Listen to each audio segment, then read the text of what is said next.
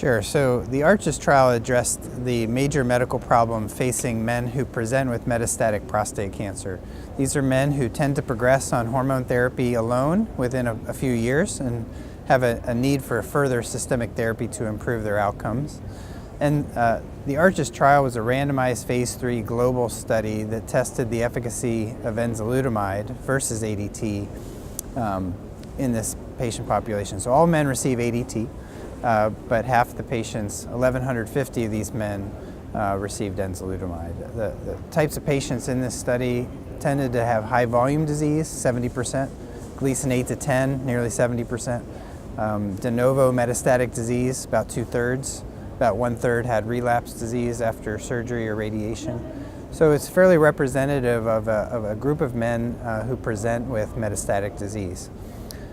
This study was positive, so good news for patients. Another option, which is enzalutamide, demonstrated efficacy, met its primary outcome as well as key secondary outcomes. The primary objective of the study was called radiographic progression-free survival. So that's the time that a man has before his cancer worsens on bone scan or CT or death. Whatever happens first is counted as an event. And this trial met its primary endpoint. There was a substantial 60% improvement in the risk of that event over time.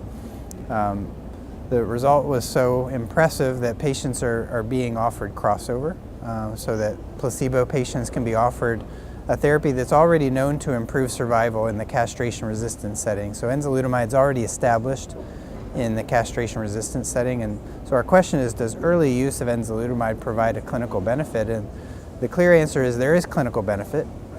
There's a delay in the radiographic progression. There's a substantial delay in PSA progression. Castration resistance is delayed. The need for further therapies is substantially delayed, and quality of life is very high for these patients. Most of these men had minimal symptoms, and they maintained minimal symptoms through the lifetime of the follow-up that we have. One caveat to ARCHES is that overall survival is still immature. There's another study called ENZAMET, where overall survival is the primary endpoint, and this is an Australian study, and that's expected to report out in 2019. So between these two studies, I think very shortly we'll have very clear evidence from two randomized phase 3 studies demonstrating better outcomes for these patients. Enzalutamide has a known side effect profile. It's very well tolerated. There are concerns about fatigue, fall risk, fractures. We did not see any increased risk of seizures. We do see a higher risk of fatigue, but it's mostly mild. And most of the time we can overcome this fatigue and risk of falls by encouraging men to exercise, stay fit, stay active. There's a risk of high blood pressure.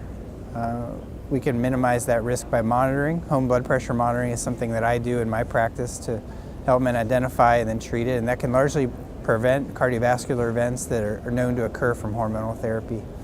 So while overall survival is immature, we did see a trend favoring enzalutamide. We still only have 84 patients who have died in this study, and with crossover it's going to be increasingly difficult to see an overall survival difference.